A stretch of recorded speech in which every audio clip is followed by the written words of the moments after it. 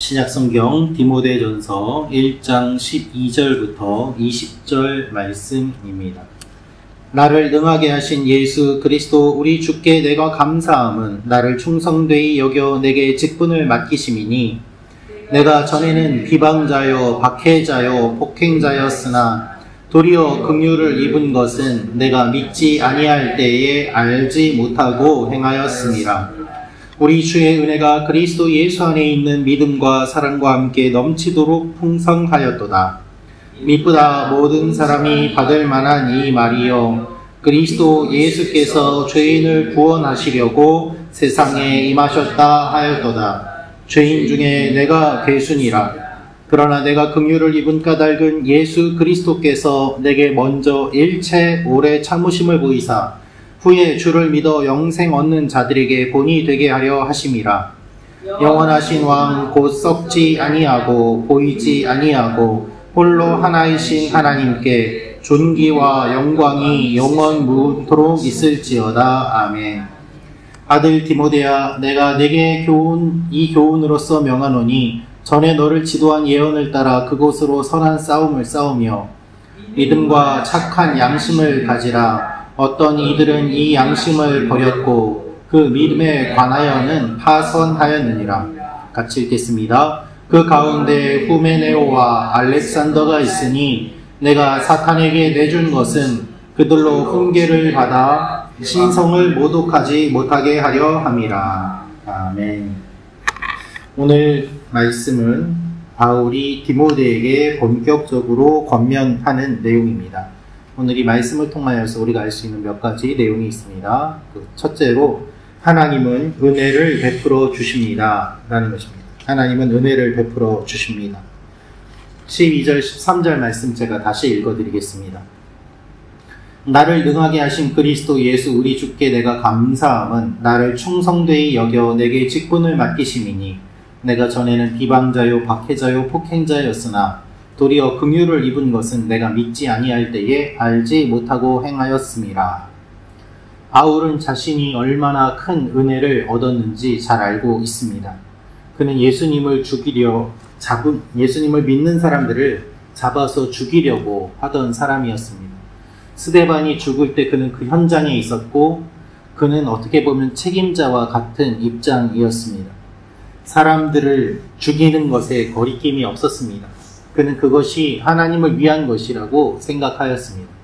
그러나 그가 예수님을 만난 이후에 그는 자신이 얼마나 잘못된 길을 걸어왔는지 알게 되었습니다.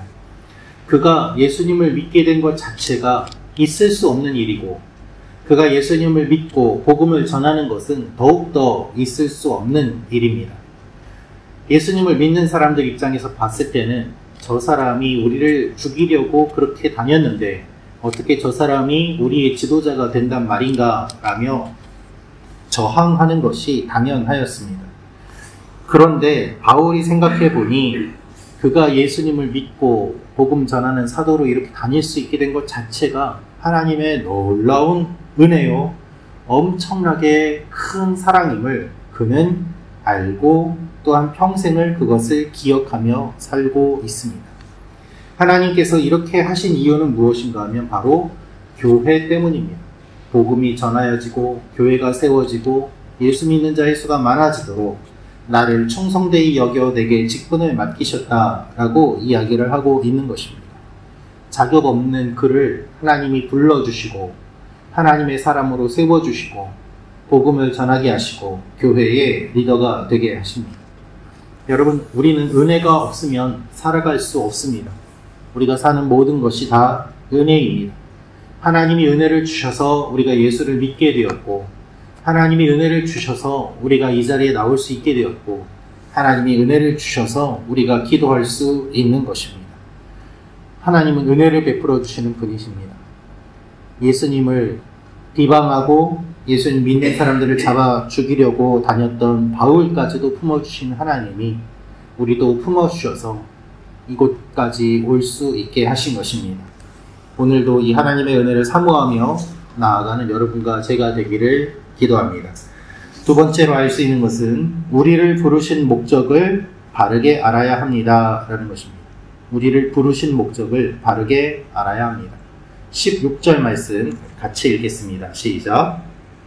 그러나 내가 긍휼을 입은 까닭은 예수 그리스도께서 내게 먼저 일체 오래 참으심을 보이사 영생 얻는 자들에게 본이 되게 하려 하심이라. 아멘. 하나님은 우리를 향한 계획을 갖고 계십니다. 그 계획은 하나님을 위한 것임과 동시에 우리를 위한 것이기도 합니다. 하나님의 백성들을 구원하시고 하나님의 영광을 나타내기 위해 우리를 사용하십니다. 그래서 바울은 자신의 연약한 부분을 감추지 않고 그대로 이야기하고 있습니다. 하나님께서 나를 구원해 주신 이유는 하나님의 영광을 나타내도록 하기 위함이다 라는 것이죠. 여러분, 이것을 사명이라고 합니다. 15절에 믿보다 모든 사람이 받을 만한 이 말이여 라고 되어 있는데, 이 말은 목회서신에 5번 나오는 표현입니다. 이 표현을 통해서 모든 사람에게 주시는 하나님의 은혜를 설명합니다. 바울은 하나님의 은혜로 자신의 사명을 기억하고 신약성경의 반을 기록하는 일을 감당합니다. 여러분, 하나님이 여러분을 향한 계획을 갖고 계십니다. 바울을 구원해 주시고 성경을 기록하게 하시고 교회를 세우게 하시는 사명을 주신 하나님, 하나님이 우리를 불러주신 것도 우리에게 사명을 주시기 위함입니다.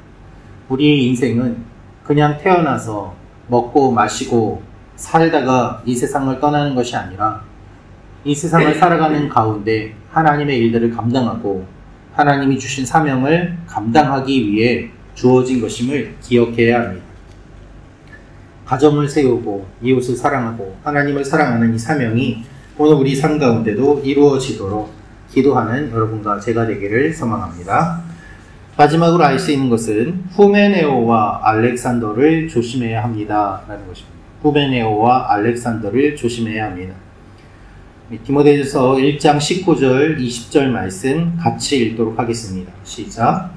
믿음과 착한 양심을 가지라. 어떤 이들은 이 양심을 버렸고 그 믿음에 관하여는 파선하였느니라. 그 가운데 후메네오와 알렉산더가 있으니 내가 사탄에게 내준 것은 그들로 훈계를 받아 신성을 모독하지 못하게 하려 함이라. 아멘. 18절 말씀을 보면 바울은 내가 전에 너를 지도한 예언을 따라 그것으로 선한 싸움을 싸우며 라고 이야기합니다. 우리의 믿음은 중간이 없습니다. 우리의 믿음은 항상 치열한 싸움이 일어나는 전쟁터와 같습니다. 사탄이 오는 사자처럼 우리를 노리고 있기 때문입니다. 그런데 이 영적 전쟁에서 중요한 것은 믿음과 착한 양심입니다. 이 두 요소를 갖출 때 사랑이 완성되기 때문입니다. 그러나 이 믿음과 양심을 버린 사람들이 있는데 그들이 후메네오와 알렉산더라는 사람들입니다. 이들은 에베소 교회에 문제를 일으키고 복음을 떠난 사람들입니다. 이런 사람들은 출교시켜야 된다라고 이야기합니다. 그래서 바울은 내가 사탄에게 내준 것은 이라고 되어 있습니다. 이 말은 교회에서 내보냈다는 것입니다. 하나님의 품에서 그들이 거하지 못하는 상황이고 교회를 어렵게 만드는 상황이기 때문에 잘못에 대해서 분명히 이야기를 하고 교회를 지켜야 된다는 것이 바울의 이야기인 것이죠. 그것이 리더의 역할입니다. 이 역할을 디모데가 잘 하도록 후메네오와 알렉산더를 조심하라고 이야기를 하고 있는 것입니다. 여러분, 우리 가운데도 이와 같은 일들이 일어날 수 있습니다.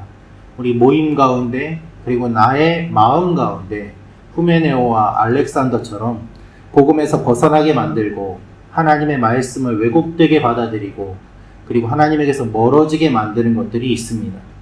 믿음과 양심을 버리도록 하는 일들이 일어날 수 있습니다. 그것들을 조심해야 합니다.